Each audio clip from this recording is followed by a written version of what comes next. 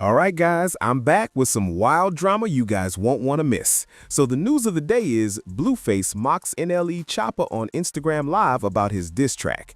So first, watch this and I will break it down for you. That little diss was cute. Like he the type of nigga put in the head like give my nigga like that's little bro. Little bro. Little bro. I mean, that's little bro right there. Like how you said here, like how you ain't had no tats, you're trash. Like, yeah, you feel me? That's how I see him. Like I'll try that nigga. I'll try that nigga. Like I'll put baby oil on that.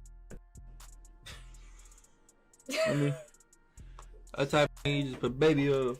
Nah, G. Put baby oil, I don't care. That's still don't go. what the fuck?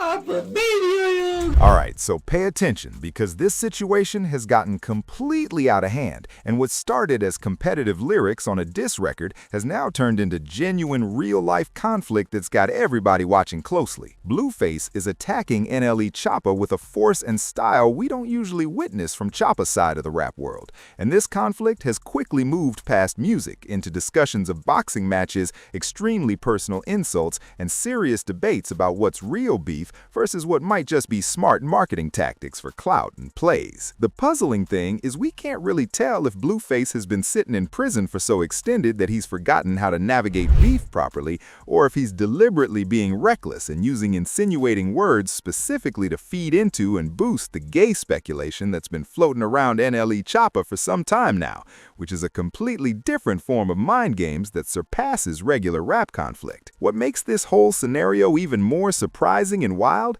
is the reality that these two weren't always opponents. They were genuinely friendly at some point, like real industry companions who gave each other recognition and backing, which makes this public breakdown feel different because there's obviously some personal emotions driving this now. So let's unpack exactly how we arrived here and what's actually going down behind everything. This whole argument started after NLE Choppa put out a song where he sent direct jabs at Blueface. But this wasn't your typical competitive diss track that operates within the lines of hip-hop culture. This carried a different vibe to it, more intimate and sharp. Blueface's reply was instant and hostile. He got on livestream and began labeling NLE Choppa cute, cracking jokes about baby oil in a manner that obviously pointed to certain claims and gossip, totally changing the vibe of the conflict into something that NLE Choppa clearly took as stepping over the boundary from competitive joking into real disrespect and ridicule of his identity.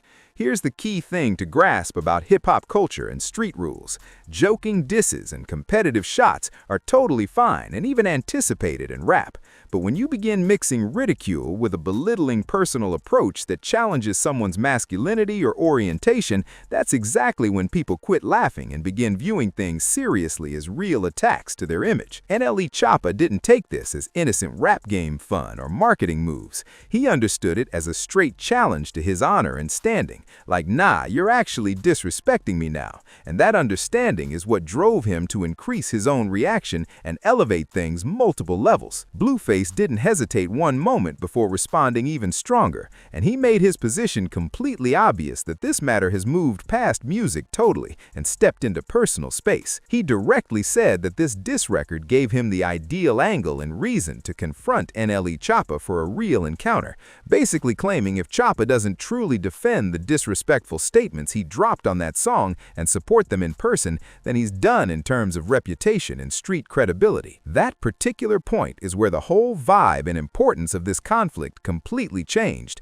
because Blueface isn't discussing jumping in the booth to make another reply track or participating in more internet exchanges. He's actually discussing physical combat through a celebrity boxing event, not social media warfare or vague indirect comments posted in Instagram stories, but real punches being exchanged and respect being proven in a completely public and unmistakable manner. Choppa this too. Who the f*** did NLE Choppa this? Shot flow 8. This still doing shot flow? Come on, Chad. I hope he ain't got. I hope his career ain't that bad where he gotta do shot flow 8. It's a joke to that bitch on you, nigga. D20's gon' do. We'll turn the crib red, sit trip soon. Deal like a Mason with connected Bluetooth. What a don't do when it ain't nothing to do. Put your Him thought he ate. Why? Man. Why? I'm confused. You know when people careers stop, progressing, they gotta start, like stressing, I love it, chat. This gives me an angle to press for the fade now. And if he turn it down, like fight? He's a.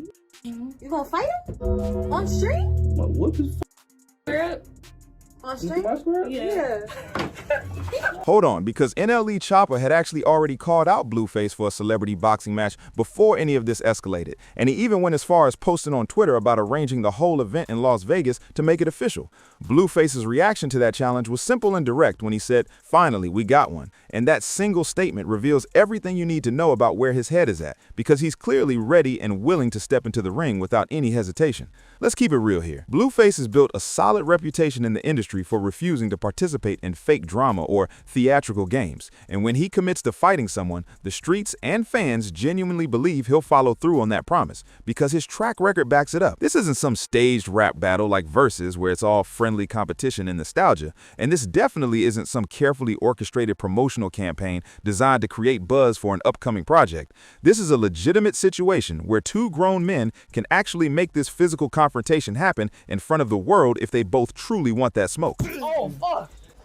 Damn, bro. That's a little different, man. Here's where public opinion becomes completely divided, and the internet can't seem to agree on what's really happening. A significant portion of people genuinely believe that NLE Choppa engages in this type of confrontational behavior purely for promotional purposes and brand visibility, where he'll intentionally provoke someone to generate headlines and redirect attention toward himself. But then he quietly shifts back to his peaceful spiritual persona once the marketing campaign concludes and he's gotten the streams he needed. And if we're being completely honest and looking at his past patterns, that's not an unreasonable or far-fetched assessment of his tactics, because Choppa has definitely established a documented history of sending out public apologies after conflicts, offering clarifications about his true intentions, or completely recontextualizing aggressive situations as simple miscommunications or misunderstandings that got blown out of proportion. The major issue, and where this whole approach becomes extremely dangerous,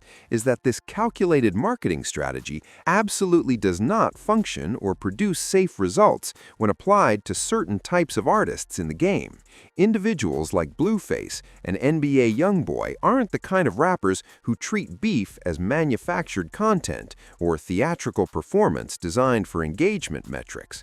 And when they choose to respond to disrespect, it's not some carefully coordinated public relations maneuver approved by a team of managers and lawyers, but rather a genuine hostile reaction rooted in real emotion and street principles. That critical difference is precisely where NLE Choppa may have seriously miscalculated the situation and failed to properly assess the type of person he was choosing to antagonize. That's funny as hell. I wasn't even respond to you, but I'm gonna respond to you, cuz what you ain't finna do is make me look like I'm old and begging out to fight this, fight that. I tell Blueface under his post, because he posted a fake flyer that has not been approved by nothing with a whole website on it. So I'm like, how is it? I asked you to fight. How you get a flyer the next day with me and your face on it, and I'm the one that asked you to fight. So now it's like you want some clout chasing on people, so I come in on the job. I'm like, damn, bro. I'm like, you posting a flyer and we ain't negotiated nothing. He says, oh, you say that? You don't want to fight, you getting cold feet, you begging out to fight and want to manipulate the whole situation. No, nigga, I'm just saying, why is you posting my face on a flyer with a whole website? You making no money out real, because people clicking and going to that website looking for this, or pre-order or something, and not even finding it. So you false advertising. You know what I'm saying? Then, let's call the elephant in the room. The elephant in the room is you've been boxing 3-4 years. So you already got 3-4 years of experience as boxing. Now I ain't gonna say as a fighter, but as a boxer. You know what I'm saying? You trying to rush me in a ring when I ain't got nowhere near their experience, not even a month. What genuinely intensifies the emotional weight and personal sting of this entire conflict is the fact that Blueface has openly stated in public interviews that he genuinely believed they had a real friendship beyond just industry connections. These weren't just two rappers who knew each other in passing or followed each other on social media. They actually worked together on collaborative projects, maintained private conversations away from the cameras and public eye, and even appeared together in multiple comedy skits that suggested a level of comfort and trust between them that goes beyond typical professional relationships in the music business. What up? My bad. Excuse my big head ass cousin David right here.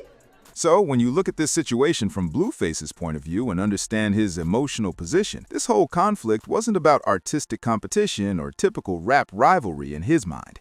It registered a straight-up betrayal and backstabbing from someone he considered a genuine friend. That's precisely why his tone and energy in his responses aren't lighthearted or playful like you'd expect from standard rap beef, but instead come across as deeply disappointed, legitimately angry, and according to some people's interpretation, maybe even a little questionable or suspect in the way he's choosing to express that frustration.